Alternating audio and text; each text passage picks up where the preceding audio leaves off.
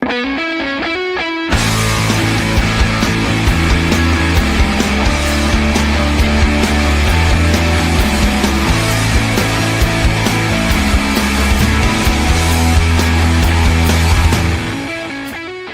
is Renelle, and welcome to Quality Hang with Rod Brooks and Friends. And here he is now, your host, my main man, Rod Brooks.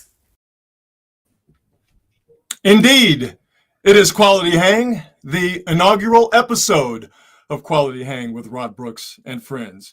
I am Rod Brooks, and I am absolutely overwhelmed, but happy to bring you this new broadcasting adventure. And I am grateful for many reasons to have my friend, my partner in crime on this broadcasting adventure, Marcus Osborne, in the mix as the co-host of this show. My brother, I cannot believe we pulled this off. Let's go. Holy, I mean, I don't want to start off by cussing, but I might as well get the first one out the way. Holy shit. I cannot believe we pulled this off.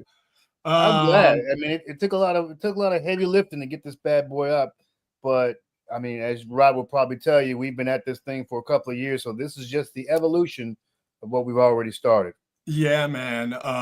And the last month of getting this iteration of Quality Hang going has been a labor of love, emphasis on both words. It's been laborious, and this has been it's been a love for me because I love doing this. I love talking with you about things. I love talking to people about sports, and now having opportunity to talk about basically anything. Not basically anything I want to talk about, from sports to music to movies to stand-up comedy to the grass I planted in the backyard that's taking and growing. So just this opportunity to do something for me in my career, to do something different, but that's personal to me. I'm very excited about. But I the show is called Quality Hang with Rod Brooks and Friends because I said the only way I was going to do this, a YouTube show,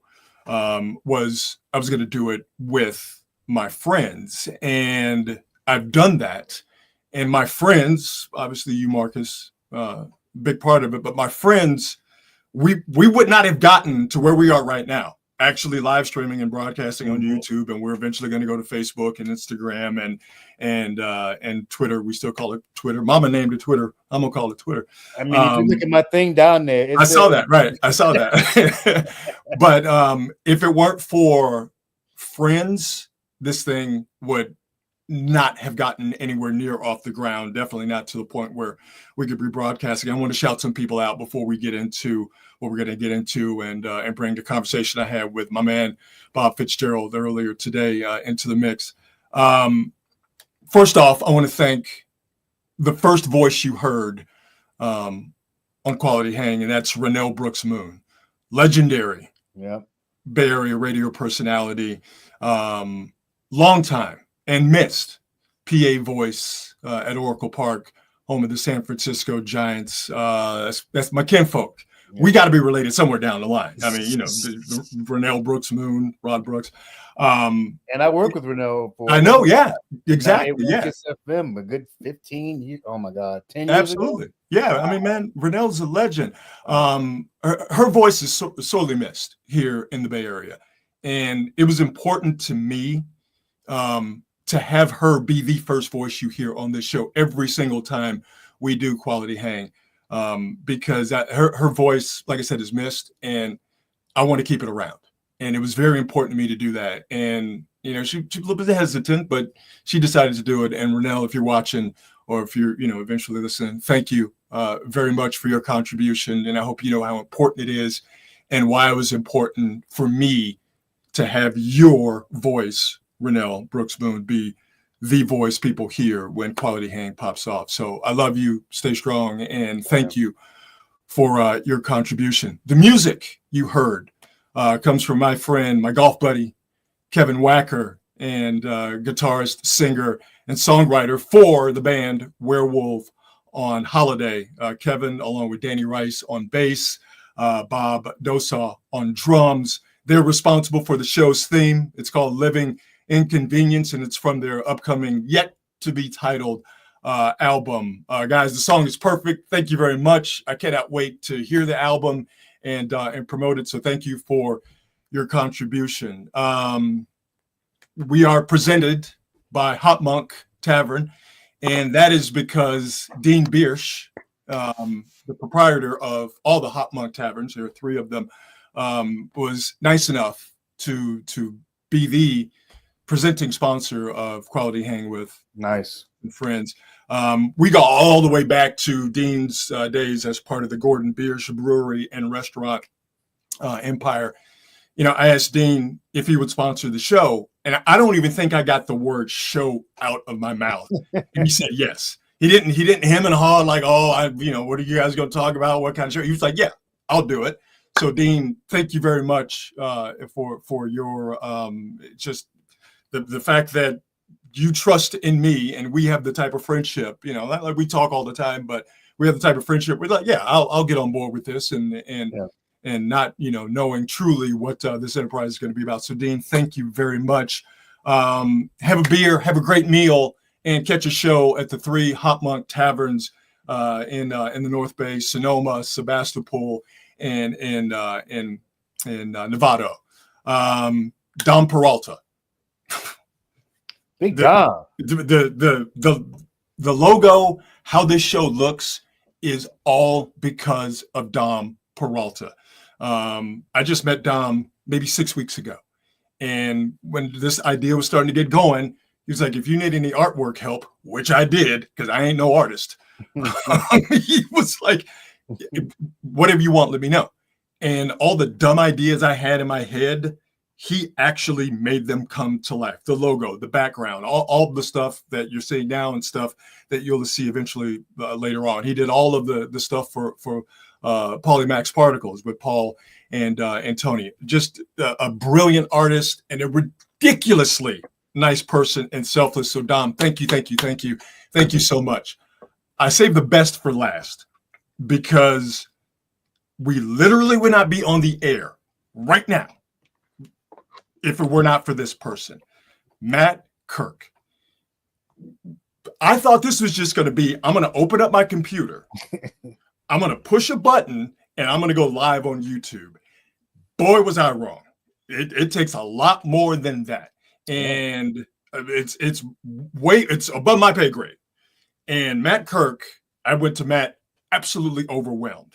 And he figuratively, and at times literally, held my hand through the entire process, all the way up to about 15 minutes ago when I was having a full-blown panic attack. And if you know me, I don't have full-blown panic attacks. But about 15 minutes ago, I was panic attacking.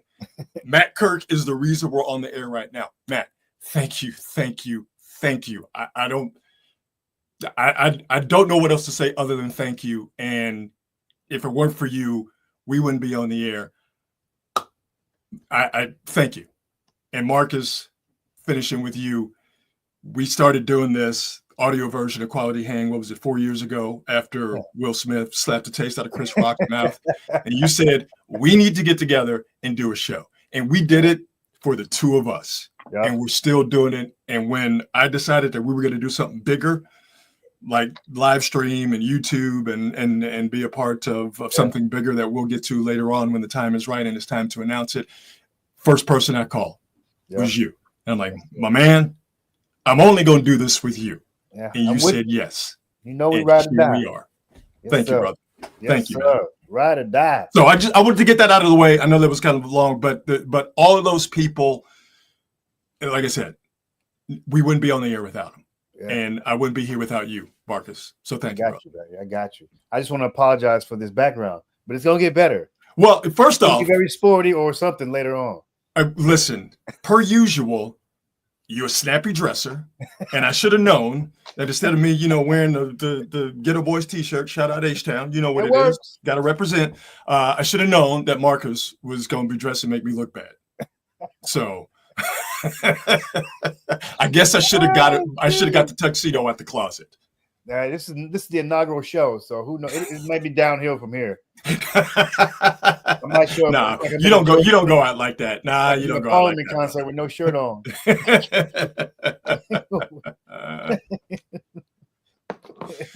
So, man, we thought, when we decided we were going to do this and when we were going to start it, I mean, the opportunity fell into, right into our laps. We wanted to start right around the NBA playoffs, but with the Rockets and the Warriors being the first round matchup, you being a Warrior fan, you from Oakland, me being a lapsed Rockets fan from Houston, but obviously having an appreciation and at times an admiration for the Warriors. We were like, yo, man, if we're going to do it, it has to be right at the beginning of Warriors Rockets.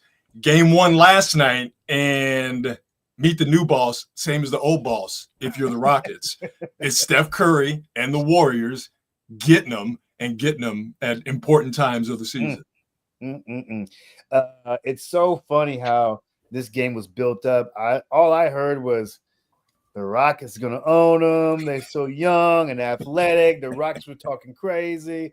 Rockets fans were losing their mind. It's weird to be in a position where I root for the team, but I don't get as emotional about it as I once did when I was younger, mainly because when you're in this business, you kind of lose a lot of that sort of rooting interest stuff. Yeah. But I'm always rooting for a good game and a good series, and this is going to be it. And people were wondering why the Warriors were favored in this series.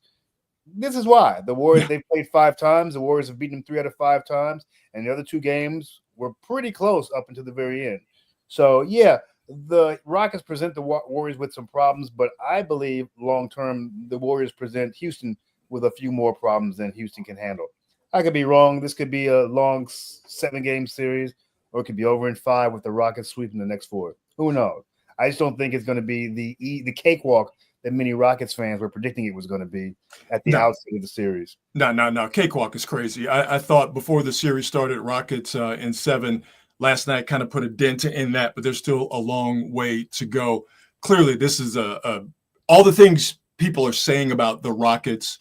It's absolutely true. They are insanely talented.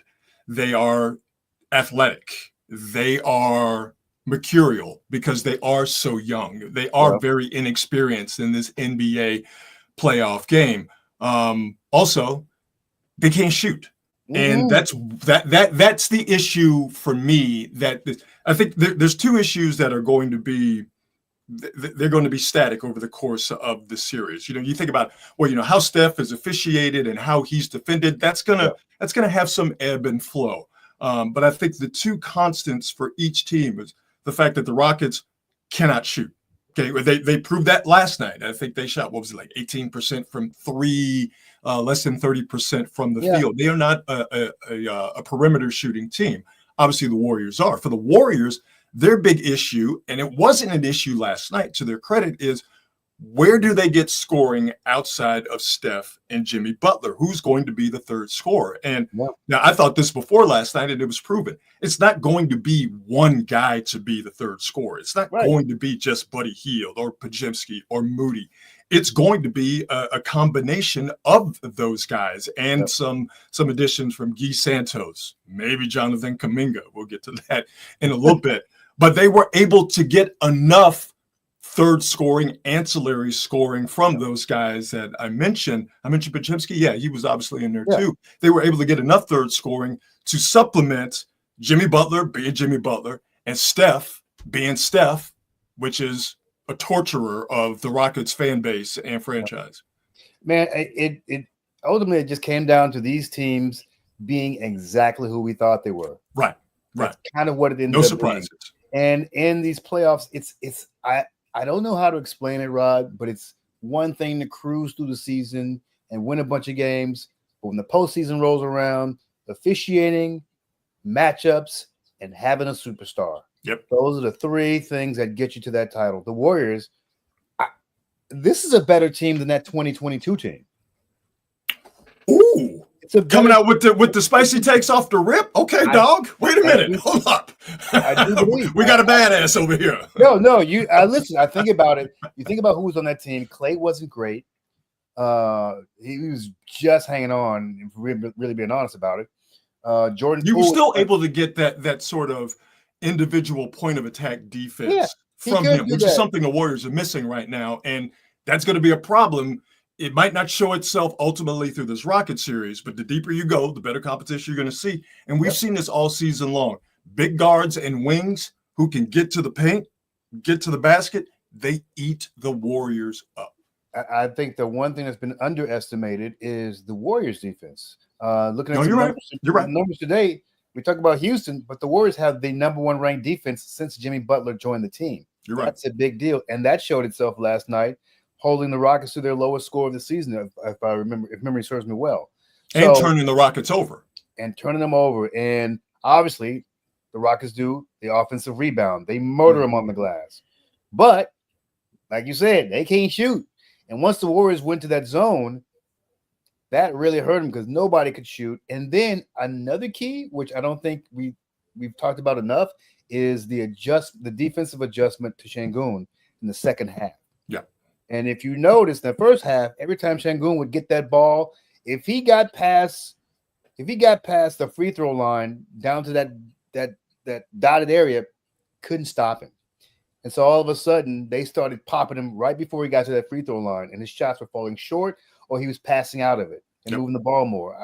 I'm certain that I think he scored 16 at the half, something like that. I think he scored like 10 or 12 the second half.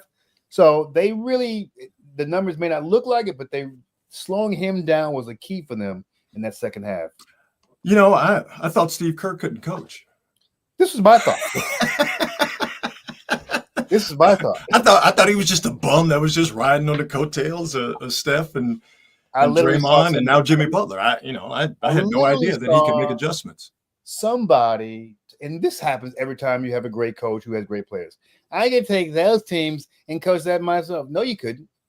You don't know what it's like to have to coach superstars and egos. You have no idea what you're talking about. And it's the reason that Pat Riley and Phil Jackson and Greg Popovich and now Steve Kerr, these guys know how to coach superstars. And that's a big deal when you get to this time of year and you get those types of volatile personnel. How many other coaches you think could manage Draymond Green for 10 years? Only one. That's why he's only had one coach. I mean, listen, Phil Jackson dealt with Rodman. And nobody and Jordan and Pippen. And you got it. You got it. So it takes something to manage these great. And by the way, don't forget, Phil Jackson took over the same team that Doug Collins had and took him right to the title. Yeah. Steve Kerr took over the same team that Mark Jackson had and took him right to the title. It's not those guys are bad coaches, but sometimes you need somebody who can actually look at that team and take it to the next level. Yeah. That's what those guys do. That's what great coaches do. Just a fresh set of eyes, a different perspective, and just sort of a different basketball point of view. You know, we hear this all the time that, you know, Mark Jackson doesn't get enough credit for building the Warriors, and Steve Kerr just took what was given to him and lucked into championships. And yes, I've always been the person to say that Mark Jackson gets credit because he made the Warriors a better defensive team. That's where it started. But offensively, Mark Jackson was basically just one guy, pick and roll, and had ISO ball, 10 eyes on him, ISO ball, and that's not going to work. Steve Kerr comes in, ball movement, body movement, just to kind of, use somewhat simplistic basketball terms to free up Steph. And we have gotten the absolute best version of Steph Curry. Yeah. Steph Curry would have had to play that one-on-one isolation ball. We wouldn't be in year 15, 16, year 16 of Steph Curry still doing stuff like he did last night, that shot. And the shot I'm talking about, that shot he took and made last night. That's a 37-year-old guy doing that in his 15th, 16th year in the league. That doesn't happen by accident. That is a great player doing great things, and he's taking care of his body to get to this point. But he's also in a system and has been for the bulk of his career that has allowed him to do things of that nature. It's just talking about Fitzgerald earlier, you have to appreciate what you're seeing with Steph. As hard as it is, if you root for the Rockets or you don't like the Warriors, man, you got to appreciate what you're seeing from him. And to stretch it out, to the Warriors and what they've done over these years, because it is, when it's all said and done, it's easily one of the most remarkable stories in NBA history, coming from where the Warriors came from being a joke to where they are right now. Where they are, I don't think it's going to happen, but they are in a position, because they're in the playoffs, to play for and win another NBA championship. And that's all Steph and Draymond have talked about. Just want to play some meaningful basketball. I'll stay here forever. And by the way, side note, if you watch the way the Rockets were guarding Steph Curry, that's how the old heads always say they would guard Steph Curry. Right. And you saw him put up 31. I'm just saying, it's always, we just roughed him up and we just, come on, man, stop. The only thing that they didn't do, because you can't do now, is you can't just whack a dude when he's in the air at the basket. Yeah, that's the thing that they're not doing. That was a part of old school basketball back in the day, when Cat was getting a little bit too frisky and he go to the basket, we just got to touch him up. Yeah, and I mean, it was definitely more than just touching a guy up. You got something for us?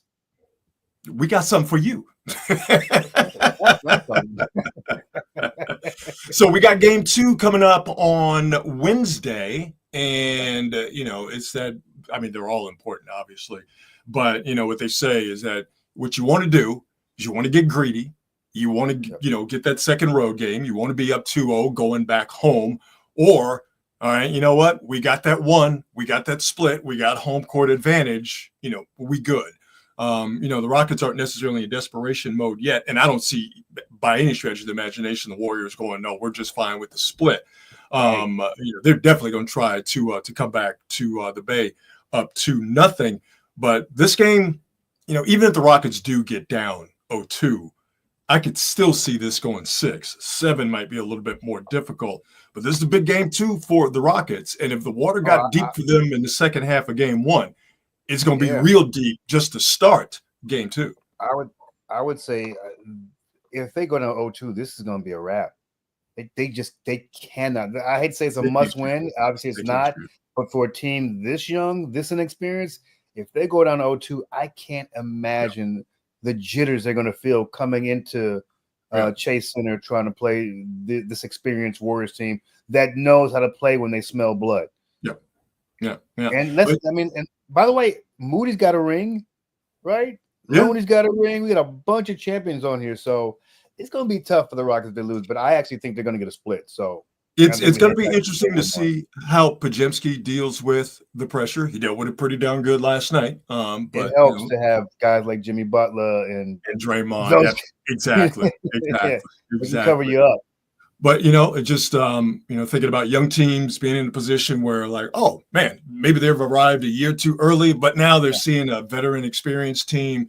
This maybe it's not going to be easy, but the veteran experienced team should take care of business. Pistons just tied it up against the Knicks. That series is now at 1-1. So, this young Pistons team that people are saying, like the Rockets, arrived a little bit too early. Knicks, they've been in these playoff wars before. This Pistons team, they showed some fight tonight. So, that's a blueprint, he tried to say in English, for the Rockets. But I do think it's going to come back to San Francisco at 1-1. I hope so anyway, because I want a 7-game series. I think, it's funny because the Pistons are an interesting team too. They are also a very physical team. Mm-hmm. There's been a lot of bitching and moaning about the new NBA is too soft, but we're seeing the return of some physicality.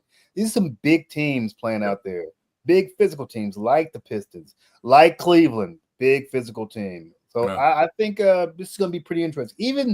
Even OKC, maybe not a physical team, people would think, but they've got some big boys over there. Hey, listen, OKC, any way you want to play, they can play it. Okay, want to play small? They can do that. Want to play big? They can do that. They get after you defensively. They got wings. They got Hartenstein. Chet Holmgren. Obviously Shai Gilgeous-Alexander. That OKC team ain't no joke. I was talking to someone yesterday. Like, hey man, Warriors. They beat the Rockets. Obviously, I'm down with the Warriors. Down for the cause. Yeah. I don't know about them beating OKC 4-7. I'll be honest with you. I mean, I don't know about that. It's weird to say, but OKC is not. a big concern to me. If I was a Warriors fan, just you got to respect them. But I think the Warriors should probably be more concerned with a team like Denver or a team like the Clippers. What? But is that a situation where those are the Devils you know compared to the Devils you don't necessarily know in OKC? No, I actually think it's just matchups and just watching the Warriors play OKC this year. They've had a far, it's silly to say, easier time with OKC than the Clippers or with Denver. No, matter of fact, I think they beat Denver. I'm just thinking in terms of playoffs, winning 4 out of 7. That and the ability, like I said, with OKC, I just think that any type of basketball game that breaks out, they can play it. So as we know in the playoffs, it's a game by game thing. One game does not carry over to the next. If you play 4, if you play 7, they are different individual basketball games. I just, and again, I want to be wrong on this. I just see OKC as the type of team whereas you make an adjustment, they can make a significant adjustment. Yeah. I agree. And I think it's the same thing with Cleveland too, with their ability to worry score. About them. I think Cleveland and OKC are almost mirror images of it. I worry more about Cleveland than I do about OKC. Yeah, but if you see Cleveland, that means you're in the finals, and you're like, yeah. All right, I'll take my chances. Yeah. I just feel like in terms of matchups, I feel like the Warriors match up better with OKC, and I think the series in all cases has proven that to be true. They actually they're 2-1 against OKC this year. I'll take your word for it. And but they didn't beat the Clippers at all this year. They beat Denver once this year. Those are just bad matchups. Yeah, and the Clippers are, especially with Kawhi now being healthy and playing, they are athletic, they're big, the Clippers are a problem. Problem is I can't count on them. I can't. That's they're still the Clippers until Clippers going to clip. Yeah, Clippers going to clip. Denver and the Clippers, right now they just started the second half. It's 55-54, and Denver got away with one a couple of days ago. Got away with one on Saturday, so that's going to be a long, drawn-out series. But yeah, those are two teams that you could see just the way that they are constructed in previous playoffs that they're a bad matchup. I just, and maybe I'm just overwhelmed by the shiny new thing in OKC and what they did to Memphis a couple of days ago. I just see them as an outfit. I think they are. I think you're 100% right. And I don't even think the Warriors, I wouldn't bet on them to win. My feeling is that if I had to play one of these teams in the Western Conference, if it's the Nuggets, the Clippers, or OKC, I'd rather the Warriors take their chances with OKC. The way they play them is just better for them this year. I see that. The bigs that they have, they're not big body, overpowering dudes. It's guys like Joker. It's guys like Anthony Davis, we don't have to worry about him no more. Yeah. Those dudes, those types of bigs, just give the Warriors. Steven Adams last night, they just give the Warriors. You're right. But what also gives the Warriors fits? Athletic wings. Yeah. Athletic guards. What does OKC have? Yeah. Athletic wings. Athletic guards. They have the ability to score and scrap and play tough against the young boys as opposed to a veteran championship team with probably the best player in basketball and Joker out there. And also dealing, and they got some big boys. I mean, what is Aaron Gordon? 6'10" or something like that? Yeah, you're a big boy. Big for sure. Out there for sure. No. There's no discounting Denver whatsoever. Absolutely. I'm not going to do that by any stretch of the imagination. Again, I will cop to the fact that maybe I'm just overwhelmed by the new bright shiny toy in OKC. I just see them and what they have and what has proven to be the Warriors' deficiency, in terms of being able to guard wings and guards that are athletic and get to the basket. I just see them and go, I don't know how you deal with that and overcome that 4 out of 7 games. But, like you said, a season series, and while regular season and postseason obviously are two different things, that's the anecdotal data you have and what you've seen out of those 3 games. You go, all right, I'll give it a chance, especially after what you've seen with the Warriors going up against Denver and going, oh, I know that's a bad matchup, and I want absolutely nothing to do with that. Hey, before we get to the convo I had with my man Bob Fitzgerald, if you don't mind, will you join me in having a good laugh at the Lakers going out like Willie Lump Lump in game one of their series against Minnesota Oh Timberwolves? boy. Oh boy. Let me tell you something, Rod. That game is everything I predicted the Lakers would be once they let Anthony Davis go. And that is Luka will score points, Luka will give up points. They weren't a great defensive team before. Anthony Davis was the defense. Now they don't have him, and they're not a particularly big team, and they're not a great defensive team. And LeBron James is 42. As great as he is, I don't see this team doing much anything. If you can put up 125 points, 120 points, you're probably gonna beat the Lakers. Probably gonna beat them. It would please me to no end if they get swept. The Lakers go out in the first round, and then it's the Clippers just taking over LA for the rest of the playoffs. If they get swept, boy, good. Wait a minute, swept. Hold on now. Oh, you just made my chest hot. I didn't even think about that. That'd be awesome. It's not out of the realm of possibility. I know. It's not. I mean, the fact that I saw Rudy Gobert actually balling out the other day, I'm like, oh, Rudy? Rudy's like, oh, you mean to tell me that I don't have to deal with Anthony Davis for 2 weeks? Shh. Au contraire, mon frère. That's all the French I know, by the way. I don't even know if that's French. It just sounded French. Well, I guess I know voulez-vous coucher avec moi ce soir. Did you just say that right? Did you? I did. Yes, okay. And I know what it means in English too. So that's a New Orleans coming out of you. That is exactly right. Just walking up and down Bourbon Street yelling voulez-vous coucher avec moi ce soir. And nobody thinks you're weird. I was about to say, if you know French, you will not be surprised to know that no one in French or English said yes to my question. My mother is watching the show. Like I said, had a chance to talk to, again, name of the show is Rod Brooks and Friends. And one of my oldest and dearest friends is Bob Fitzgerald, play-by-play voice of the Golden State Warriors. My tag team partner back in the day on Fitz and Brooks show, where we just had ourselves, every day from noon to 3, we were just two jackasses on the radio. How long were you guys teamed up, Rod? God, I forget. I would say, counting both iterations, probably a dozen years. That's what I thought. If my memory is serving me correctly. But yeah, we did it for a long time, and Rod, not just you did Ebony and Ivory. Oh yeah, I did that. I did a lot of things in my career. Yeah, that is right. Don't even get me started on Wake and Bake with Paulie Mack back in the day. Dan Cilio. Oh God, I'm throwing out names.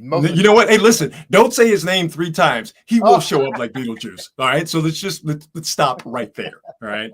Bob and I, we go way back, and Bob has had for the last 15, 16 years a front row seat to see Warriors' success and the greatness of Steph Curry. And he had a front row seat last night in downtown Houston at the Toyota Center to see Steph Curry and the Golden State Warriors do what they've been doing now for seemingly the past 10 years, which is beat the Rockets and give them fits in the playoffs. So had a chance to chop it up with Bob, and couldn't think of a better person to be the first guest on the inaugural edition of Quality Hang with Rod Brooks and Friends. Here's my friend, Bob Fitzgerald. I always appreciate you, man. And is there anybody else to be the first guest on the first edition of Rod Brooks and Friends than one of my oldest and best friends, you, Mr. Bob Fitzgerald? So thank you, my brother. I do appreciate it. I changed my phone number so many times, and you still find me. What's going on? No, anything you need, anytime, anywhere, you know that. Oh, man. This has been, I was telling somebody a little while ago about how I feel now as a Rockets fan, right? Okay. Because when we were working together, remember that iteration of the Rockets, that going head to head with Steph and KD and Clay and obviously those great Warrior teams, I did not like those Rockets teams. I was not a fan of how James Harden played basketball, foul baiting and all that kind of stuff. Chris Paul, I didn't mind. Russell Westbrook, the roller coaster ride with him is always nauseating, but particularly the way the Rockets played, just trying to math the game. We're just going to shoot threes, and if they go in, if they don't go in, we're just going to keep shooting them. Or if you miss 27 straight threes. So that's where I'm going, right? Game 7. Right. I just didn't like the way they played, and James Harden was sort of the singular personification of that. Now you get to this Rockets team, and they are completely and totally different. They can't shoot to their detriment, but they're young, they're athletic, and they're fun. But I still don't know if they have that ability to handle this Warrior team like we saw last night. If you can't shoot in this league, that's a problem. And the Rockets just cannot shoot in this league. Other things they do well, but shooting, they just don't have that. Well, the thing about Houston is if you didn't have Kenny Atkinson in Cleveland and you didn't have J.B. Bickerstaff in Detroit, there's a reason Ime Udoka's in the top 3 for Coach of the Year. Yeah. Because what he's done with Houston from bottom 3 in defense to bottom 5 in defense to all of a sudden, oh, here they are, top of the charts, one of the elite defensive teams, has been absolutely remarkable. Yeah. Now, they're not a finished product yet, I don't think, even though they're the 2 seed, is that they're going to add just what you said, Rod, perfectly. They have to add some shooting to this team. But, man, the way they rebound, the way they defend, the energy they play with, the fact that they had that 18-2 run towards the end of the season to be the number 2 with the bullet and passing the Lakers and passing Denver, I give Houston all the credit in the world. But the ball still must go through the basket. And so that's one where when you have a Steph Curry and you have a Jimmy Butler, it is the age-old offense versus defense. Yep. But, man, the Rockets, they are a very scary team, and they play the rebounding and the physical and the defensive game better than you do. So you better play the shooting, making baskets game better than they do. And that's really the crux and the yin and the yang of this whole series. There's a lot to get into with this series. Obviously, the brilliance of Steph. We saw that once again last night. Warrior fans loved it. Rockets fans, it's the same old nightmare. Right. How the Rockets go about guarding Steph, how they did it the last game they played in the regular season, how they did it last night, how they're going to do it over the course of this series. I think that's going to change, and how that's officiated is going to change. But to me, 2 things are going to be, in my mind, the sort of overarching theme for this series for both teams. Like I mentioned with the Rockets, can they get enough shooting? Not just 3-point shooting, can they get enough to shooting, period? Last night they were not good from the floor overall. And to me, for the Warriors, can they get that third scorer? And to me, it's not just one guy for the Warriors to be that third scorer. It's what we saw last night. It's a group of guys. It's Moses Moody. It's GP2. It's Guy Santos. It's Buddy Hield coming in. Even those 2 points, that made a big difference. If they could craft together third scoring to go along with Steph and Jimmy Butler, that's for the Warriors. That's cooking with gas. I mean, that is going to get them where they need to go past these Rockets and probably even further. Well, I mean, you hit on it. I mean, it's a math equation. Steph and Jimmy are going to give you what superstars give you in the playoffs, and you're hoping that's 50 to 60 points pretty much every game. Now, against Houston, that's really something. But is it Podziemski and Moody and Guy Santos and Quentin Post and Buddy Hield and cobbling together other points? Because they're going to get open shots. You look at Guy Santos playing minimal minutes, but made a 3, made 2 free throws. Hey, thank you. I'll take those 5 points. Moody at the end, little pull-up jumper, and then the corner 3. Podziemski, again, drove by Dylan Brooks at the very end, laid it in. Like, this is the deep end of the pool for a lot of your younger players. And the Hall of Famers, Steph Curry, Jimmy Butler, Draymond Green, they're going to be there. Yeah. The ancillary guys, the role player guys, the younger guys, they're going to decide what level the Warriors rise to in this postseason, and you laid it out beautifully. And I found it funny, the sort of the point about the Rockets, they're young, they're not ready, they don't have the playoff experience. Well, it's not like the other guys we mentioned from the Warriors have a ton of playoff experience. Sure. This is Brandon Podziemski's first go-around in the playoffs. Right. Obviously, Buddy Hield has been around for a while. Obviously, Moses Moody has been with the Warriors, so he knows the way. But this is the first time for Guy Santos. This is the first time for Quentin Post. Gary Payton II has obviously been there. But you're not talking about a bunch of guys with a bunch of playoff experience. But it sure looks like not only do you have the physical on-court attributes of Steph and Jimmy Butler, but their leadership as well to go along with Steve Kerr and what he brings, and Draymond Green in that regard. If those are your sort of guiding lights and your leading example, all you got to do, and I know I'm being very simplistic here, but really all you got to do is play defense and put the ball in the basket or move the ball around and make sure it gets to Steph at the right time. Yeah, because it really becomes a possession game. Yeah. How many times do the Warriors turn it over, and how many offensive rebounds do the Rockets get? Mm-hmm. And then you're going to get into who has more possessions, because the Warriors are a better shooting team and the Rockets are an elite offensive rebounding team and an elite defensive team. But if you don't turn it over, if you're the Warriors and you're reasonable on the glass, the Rockets are going to get offensive rebounds, but 52-36 is pretty unsustainable. I don't think you want that every game in the series. Possession wise, who wins the possession battle? And so that's where, if you're a younger player, two-hand passes, passing to the open guy, not dribbling in traffic, not taking crazy shots, so your shot profile becomes critical. Yeah. These are all things you can do to not get in the way of the superstars and let the big sled dogs kind of, bring you home. So I think it was a really nice win for the Warriors. It was a dangerous game, 23-point game, went down to 3. I think the Rockets were like, hey, if it's Roberto Duran, Sugar Ray Leonard, this game was fought in the corners. This was a Roberto Duran type of fight, but the Warriors still won it. But things could change Wednesday night. All of a sudden, it's 1-1. The one thing you feel, and just from the building, the players, the practices, this is not some short series. Yeah. You get an idea that this is going 6 games plus, just the way the matchup is, and the margins are not that different between the two teams.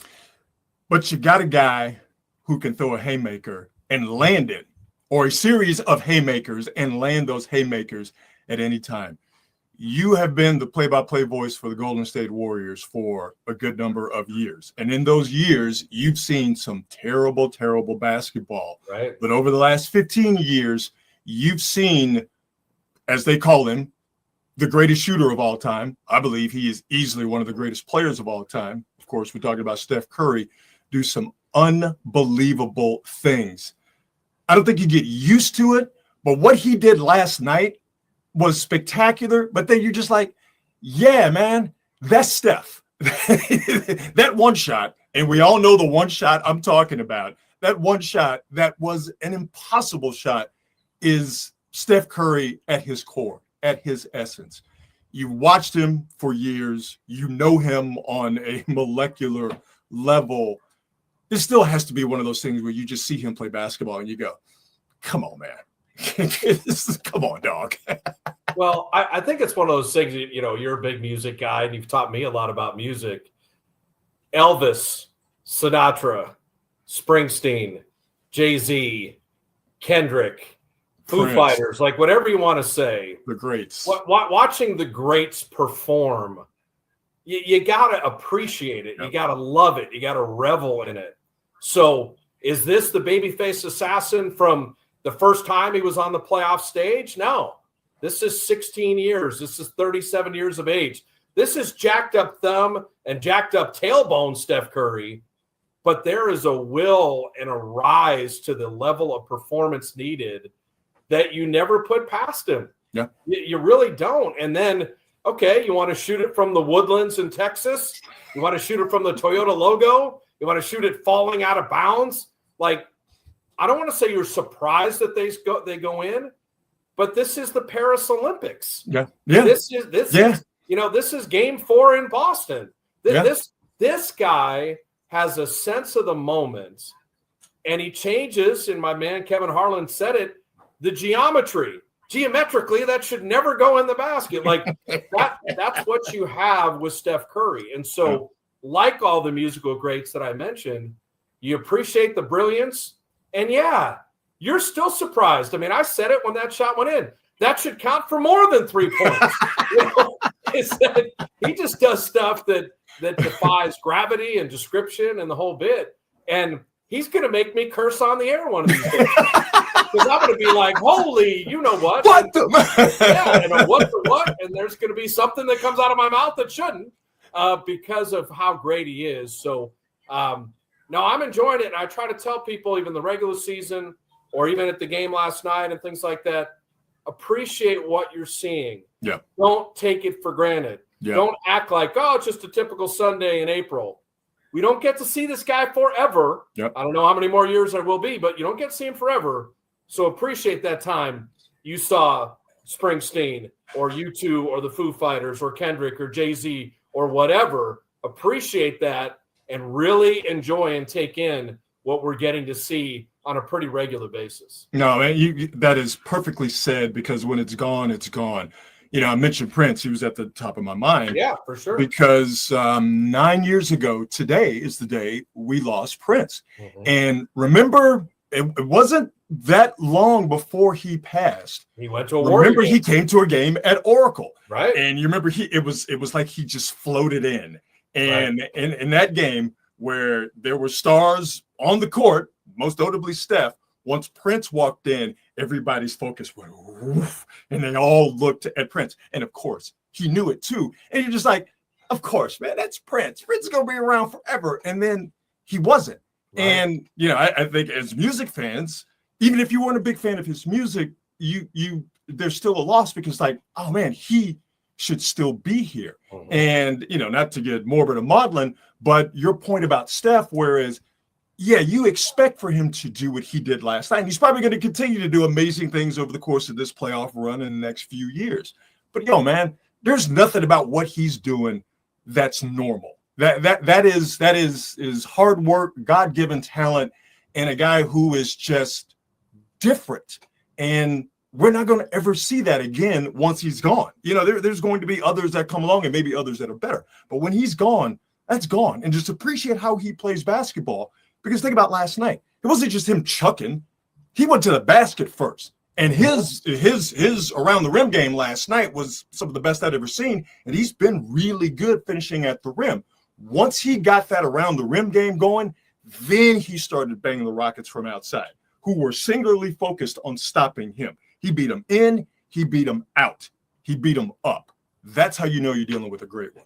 Yeah. Now I want you to put on your steel toe boots, because I'm gonna name drop here for a little bit. Okay. I've met President Obama twice. Now, here we go. Oh, right? Lord. Oh, man. I was around Bill Russell. Oh, jeez.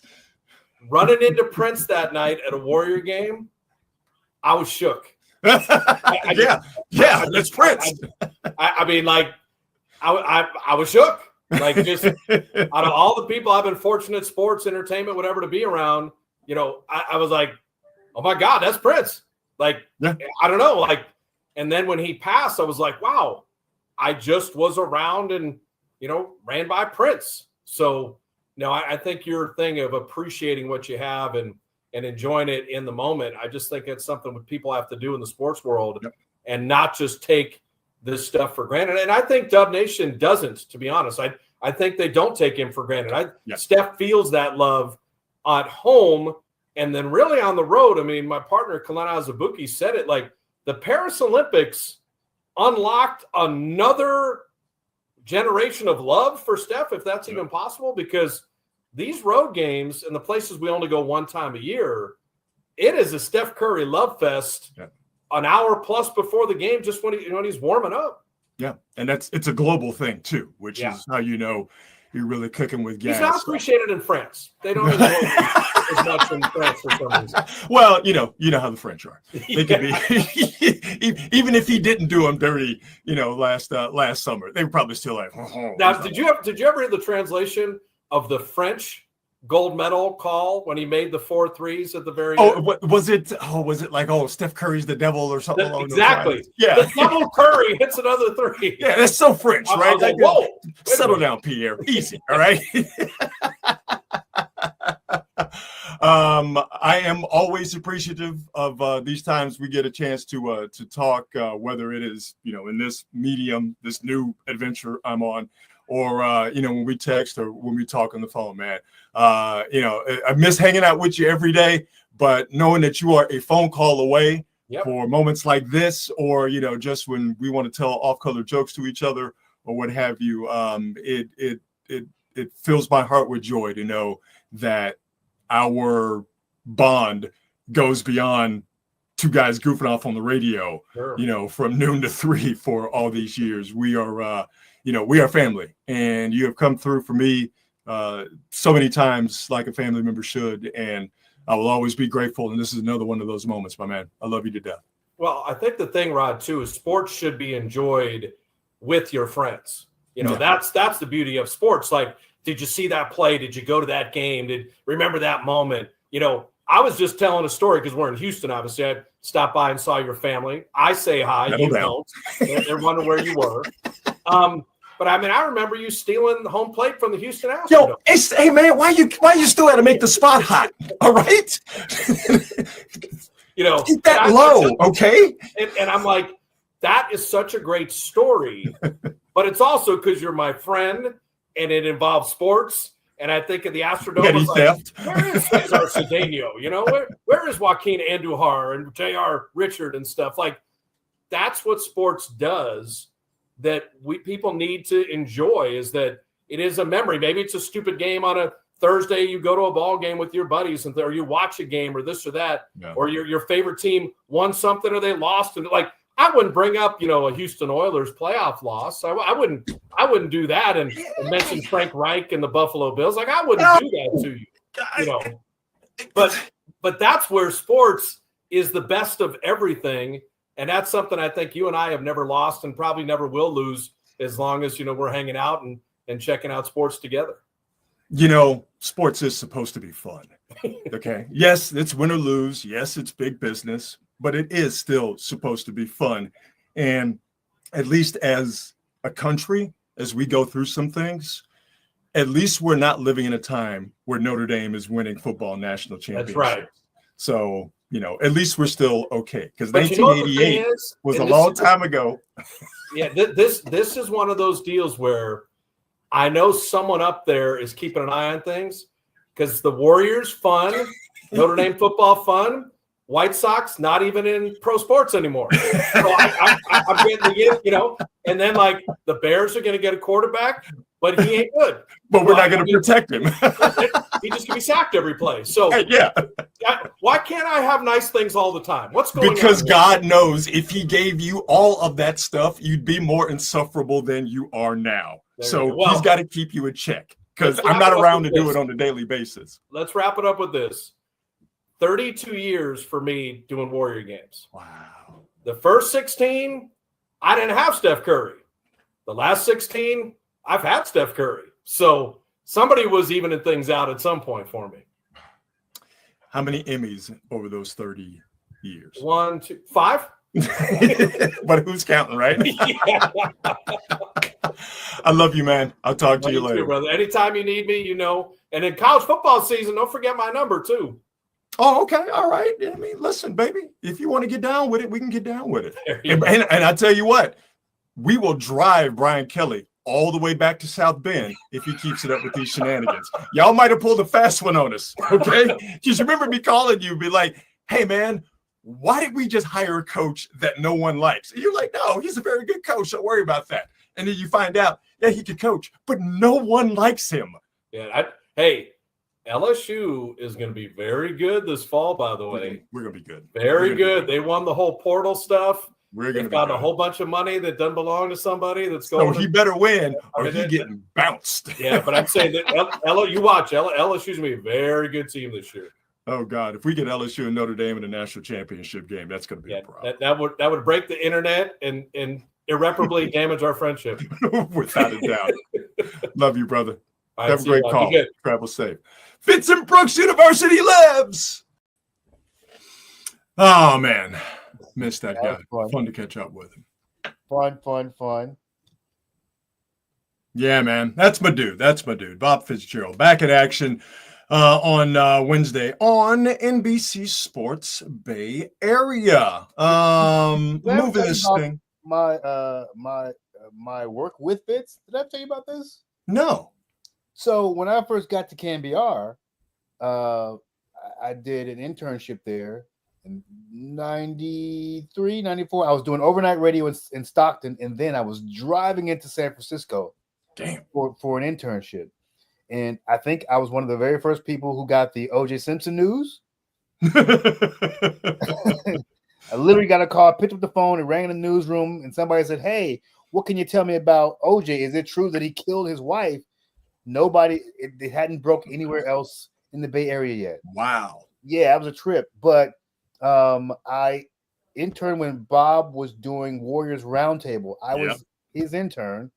I interned with Gary Radnich, but I interned with, and then 98, 97, 98, I was producing 49er wrap-up, 49 post-game show with Fitz, me, another couple other guys who you probably know, and Bubba Paris.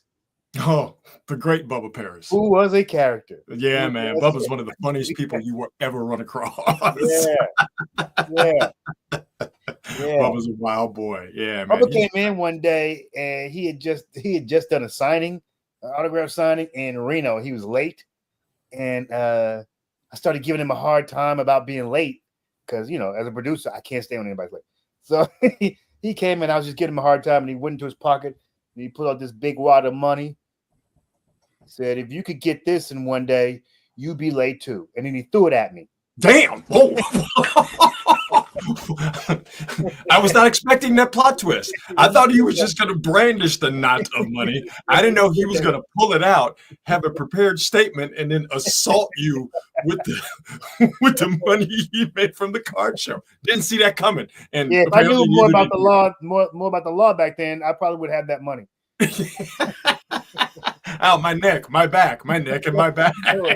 I've been assaulted by your money. You checked out the hottest movie on the planet, man. Sinners, created by Ryan Coogler from Oakland, California, director of Black Panther. And what else am I missing? Fruitvale Station. The first one with Michael B. Jordan. That got both of them on the map. Black Panther. What's the other one I'm missing? Creed. Don't get Creed. Creed. Thank you. That's the one I was missing. Yeah, Ryan Coogler, hot as fish grease, rightfully so, man. That dude's a hell of a filmmaker, and this one is the best so far.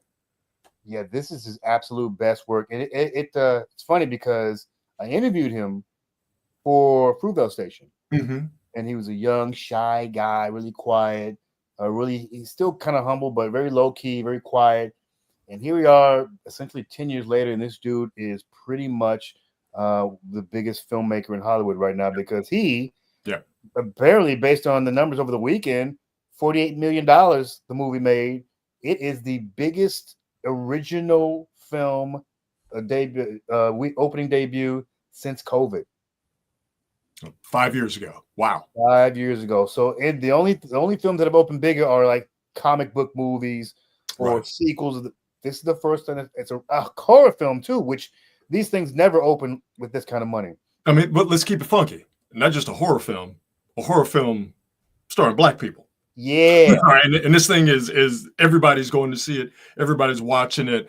I've been told that it's a great visual experience. The story itself is deeply layered. I mean, I just heard this thing is just absolutely incredible. And it's hard to get people to go to the movies and see something that's not, and I'm not pulling a Martin Scorsese here. I'm crapping on comic book movies because I think there's definitely a place for them. But it's hard to get people to. Yeah, I do too. It's hard to get people to go to the movies nowadays if it's not a comic book movie or if it's not the Minecraft movie to where kids and teenagers and young adults are flocking to see it for all the obvious reasons. So man, shout out to Ryan Coogler. And I didn't know this until I was just watching something about him last week.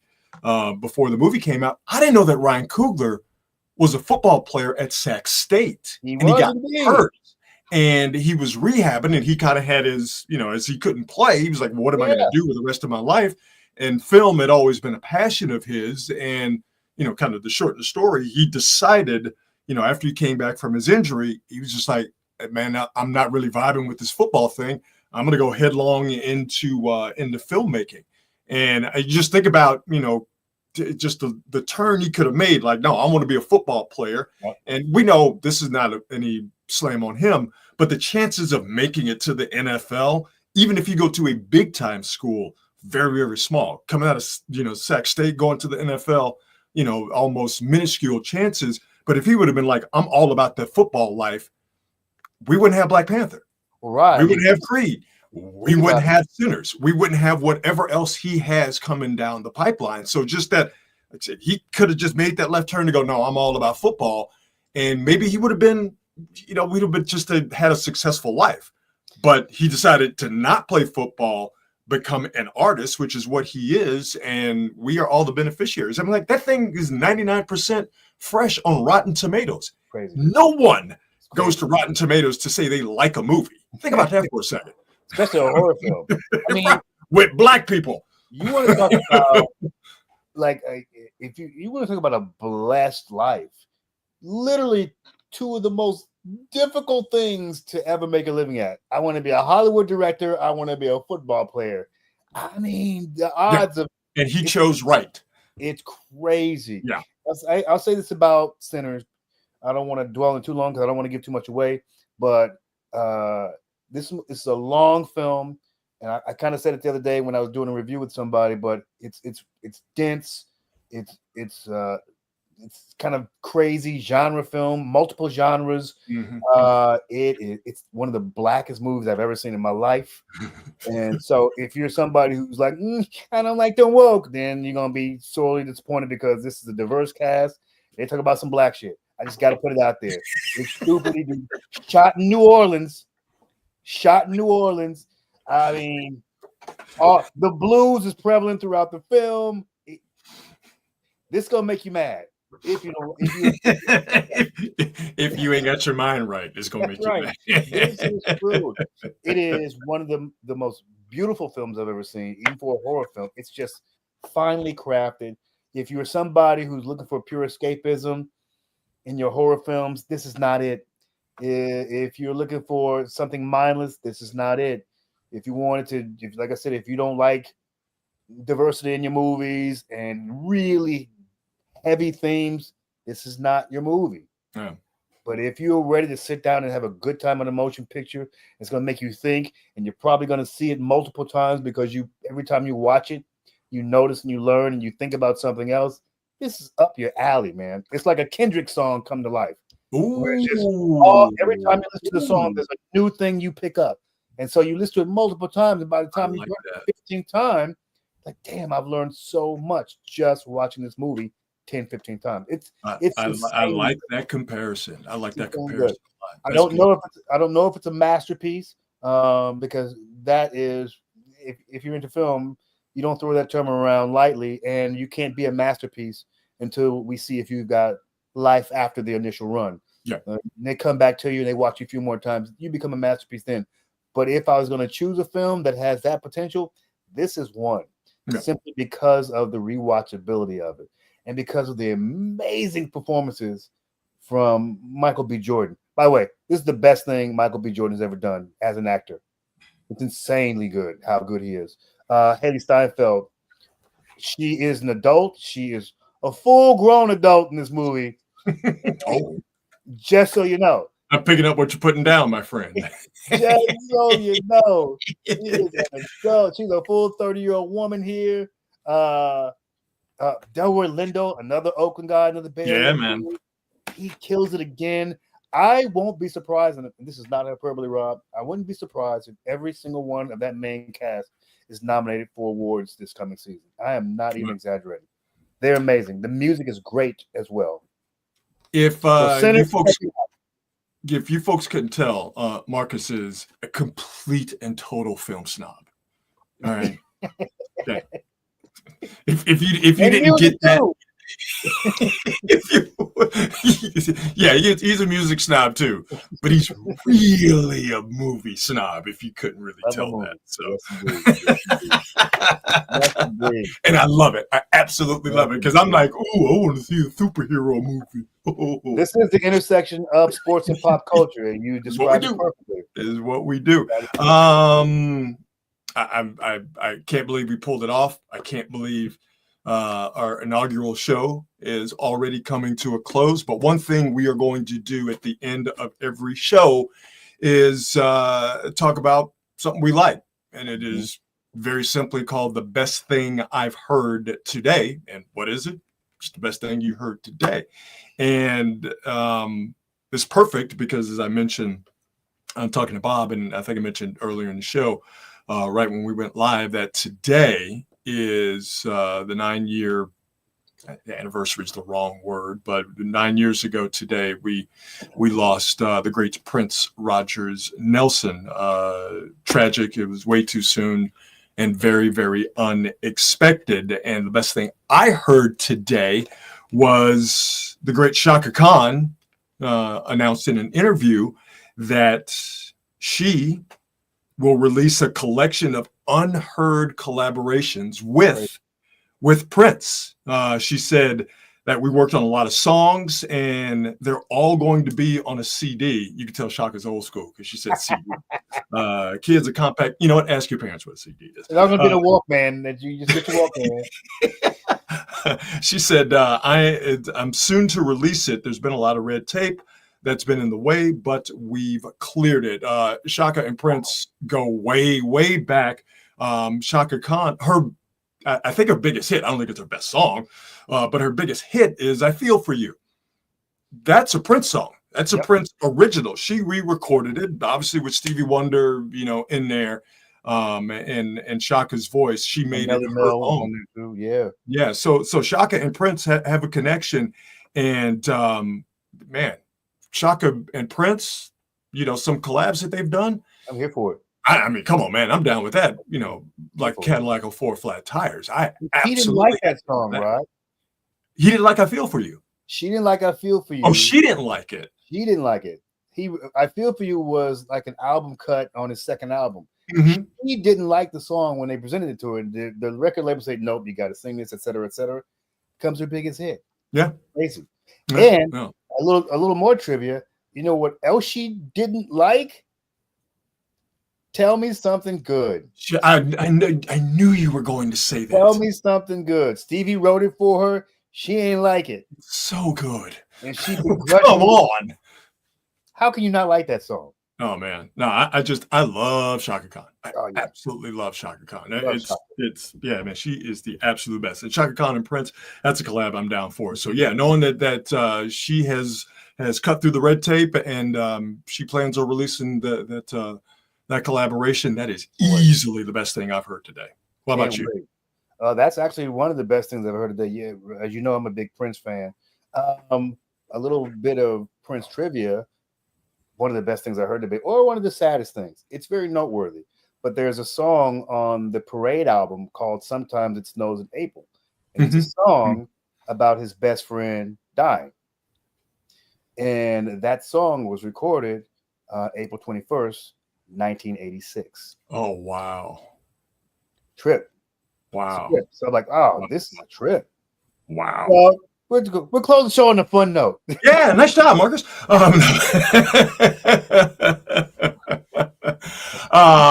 Again, thanks to you, Marcus, for joining me on this broadcasting adventure. Thanks to Renell and to Don Peralta and to the genius Matt Kirk, and to who else am I missing? Kevin Wacker, Werewolf on Holiday. Thank you for you guys' musical contribution. Who else? Dean Biersch. Go to Hot Mug, have a beer, see a show. They always have great shows at all three of their locations. And thanks to all the folks. It's because I'm just trying to hold this together and stay on the air. I haven't had a chance to go to the comments section, but I see the comment section is mad robust. It looks like bunch of y'all are having a bunch of fun in there. Thank you for commenting and watching. And we're going to do this Monday, Wednesday, and Friday. And yes, in my just infinite wisdom and genius, we're going to do this on Wednesday at 8:00. right when the Warriors are playing. So yeah, man, you have two screens. Hey, you know what? We might actually do like what's that thing they say where like any reproduction or retransmission or recounts of like we might run afoul of the NBA. So the ghost of David Stern might come in here and choke us out or something. But yeah, we're gonna do this live Monday, Wednesdays, and Fridays right here on YouTube. Like, subscribe, all that kind of stuff. At 8 o'clock, and yeah, we're gonna do it. We'll have more video elements and stuff like that, but today we just wanted to push the button and launch this rocket, and I think it was a quite the successful launch, Marcus. Yes, indeed it was. I can't wait to get to the next one. We got this one off and running, and it is up from here, Rod Brooks. All right, everybody, thank you so much for the kind words, the support. Thank you for your viewership, and we'll see you on Wednesday. Be good and be good at it. We'll see you.